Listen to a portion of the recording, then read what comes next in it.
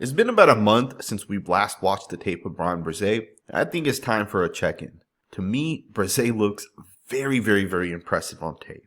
And you know what's interesting is when I made my last video, a lot of people talked negatively in those comments saying that, hey, a lot of this stuff isn't going to ever translate into him having success and he's most likely going to be a bust, he's too slow. But the crazy part is this guy has now played in 54 snaps. And that's still a pretty limited amount of snaps if you guys ask me. But in those 54 snaps, the guy's won multiple times. He has a sack, he has a couple quarterback hits, a lot of pressures. I'm very excited to really break this guy's tape down. Pretty nice rep here by Bryan Breese. He's going to run a defensive line game with the defensive end. And he's going to get a little bit of pressure. You know, he doesn't get the quarterback hit or the sack, but I do like the game that he's running here. I do like how he attacks the inside shoulder, and he has inside leverage right away, right at the point of attack with that left tackle. He's going to really get to that inside shoulder, and ultimately that's going to allow him to win this rep. Now, do keep in mind the quarterback does get the ball out. But if the quarterback is going through his actual read, let's say this one's not a sticks concept on the offensive side, hence the ball is going to get out within a second or two. And let's say Bryce Young held onto the football here and actually had a progression read. Bresee may have gotten a hit on the quarterback. So he did win that rep. Did not translate to actual stats, but I didn't want to point it out. Let's get into the next rep. Alrighty guys, let's get into this 3rd and 9 play here. Bryan Bresee is actually going to get a sack on this play, but unfortunately it's not going to count because of a defensive hold downfield. But you can just see how explosive Bresee is within this play. This is a really nice job. Now, there is a defensive line stunt happening on the inside here, but Bresee does a great job on that stunt, right? He's going to make contact with 56, but he's going to keep the separation so the linebacker can come hit 56 and then he can kind of come around that. And the running back does get in the way to possibly pick him up, and he just absolutely crushes the running back here. Gets to the quarterback, and the ball comes out. To me, beautiful job by Bresee. And what's crazy is this guy's still playing a limited amount of snaps, right? When this guy becomes a true, 40 snaps per game defensive lineman, he's going to have a lot more production, right? I know this one here doesn't technically count, but this could have been the 2nd sack of the season for Bresee. Again, only 57 snaps, and he's already making these type of plays. So this is a really nice job. Let's go ahead and get into the next rep. Check this play out, 1st and 10. You're going to get an inside zone run. Watch Bresee here line up in the 3 technique, swim over the top of the left guard. Absolutely crushes this guy. Beautiful rep. One of the things with Bresee that I've noticed in the past is that he has good hand-to-hand pass rush technique, and he applies that to the run game. And the great defensive tackles do that. You know, Jalen Carter has great hand-to-hand pass rush technique, as does guys like Aaron Donald and Max Crosby and Michael Parsons. And part of what makes these guys really good is the fact that they can do the little things with their hands. The little movements with the hands that give you the leverage to ultimately get off the block. Now I get it. Technically he doesn't make the play, but when he hits the corner here, gains that leverage, what he's doing is he's basically resetting the line of scrimmage. See, for a running back to possibly run this, he has a lot of different cutback opportunities. But Bresee is basically saying that the running back's not going to be able to go anywhere to the left of that right there. Now look, I understand he doesn't get the TFL. I understand he's not going to get any stats for this. But the coaching staff is going to look at this play and they're going to say at an individualized level, he won his block, right? He was able to get over the top. He was able to force the running back to have to cut it back early. And keep in mind, the running back picked up basically nothing on this play. So that's a great rep right there. Let's go ahead and get to the next snap. Check the play out here. Bresee is going to end up going up against the left guard, and watch him give him a hezzy move. A pretty nice job right there with the hezzy. You can see the left guard definitely falls forward a little bit. If you guys look at Bresee, he's going to square the shoulders up. He's going to fake it to the right, and within this, you see right there that fake gets this offensive lineman off balance. Again, he's not going to get the sack or the quarterback hit, but he is pressuring the quarterback a little bit. Right, it is not his responsibility to make sure the quarterback is contained. The hope is that the defensive line can all kind of get there. Not a big deal, but I did want to just point out the hezzy move. It is good movement. This is part of you being able to win.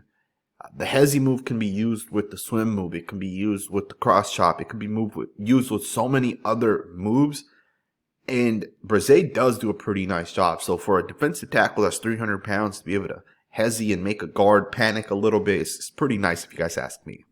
You got another one here. Bresee is going to get to the quarterback once again. Now this is 3rd and 16. The quarterback's going to throw it to the running back, but Bresee gets a really, really nice shot on the quarterback. Really, really, really nice job if you guys ask me. Again, he is going to slant towards the right. And you can see the guard here has contact made with Bresee, and the quarterback's going to step up and try to get through here.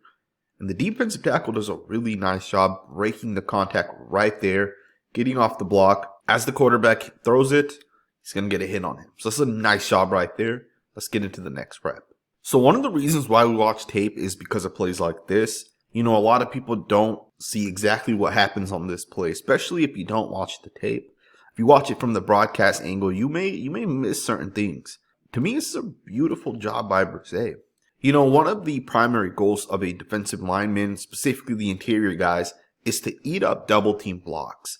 It's to make it so when you're getting double teamed, your guy can't get up to the linebacker. Because the left tackle's job on this one is to double team with the guard and process it up to the inside linebacker. But Bresee actually ends up beating number 62 here. You can see it right there. He gets off the block of 62.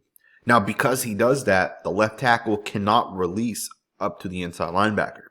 And the inside linebacker is going to end up making the play. Now, this is a gain of 4 yards. It would have been a little bit better if the inside linebacker stepped into the gap.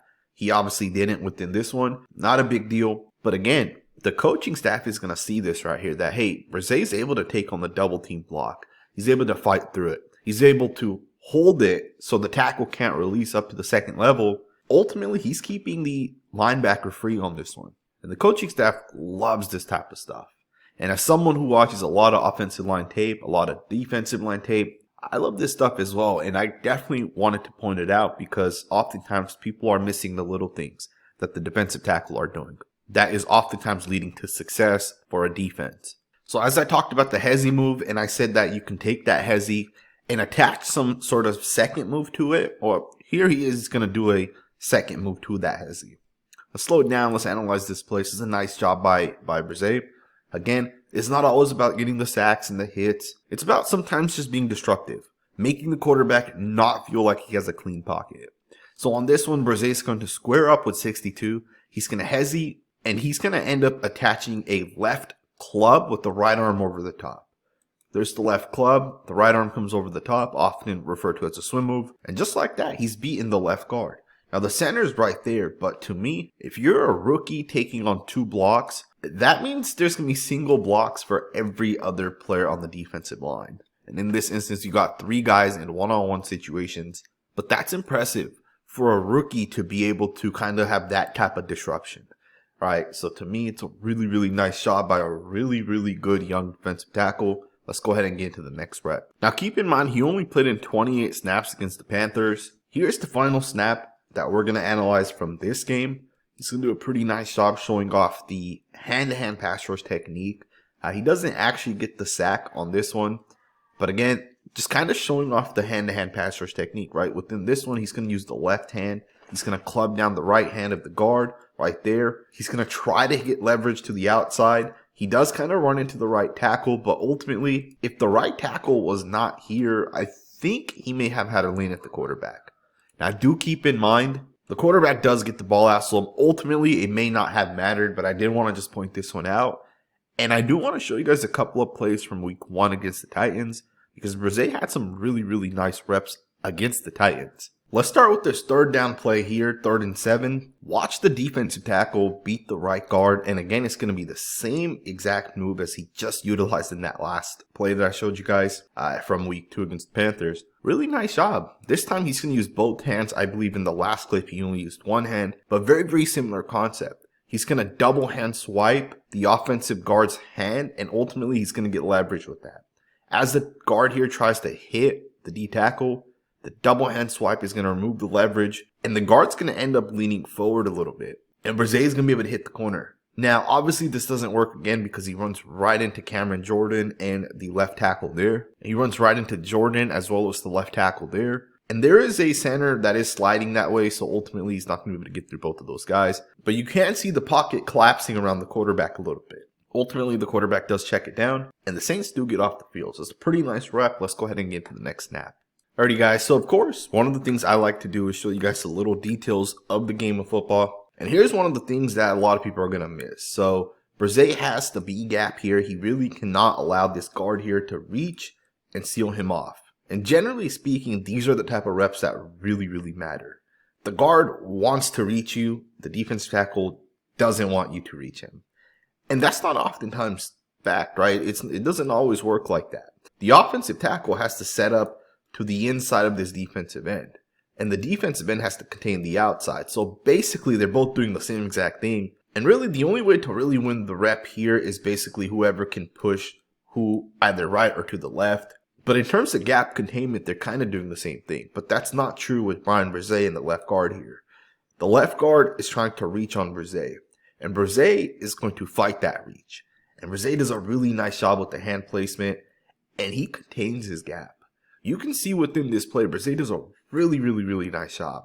Now, in this play, he does get the double team, but ultimately, he does stay within the run fit, right? And I think that's such a massive part within this play. He has the gap contained. And of course, the DN does a great job setting the edge, so there's really not a whole lot of movement within this play. And you got some nice backside pursuits by the other defensive tackle there. But ultimately, Bresee does a nice job staying within the run fit, right? He does a nice job being able to not give up a lot of ground, and he does get moved a little bit to the side, but keep in mind, he is fighting through a double team, so he is going to get naturally moved regardless.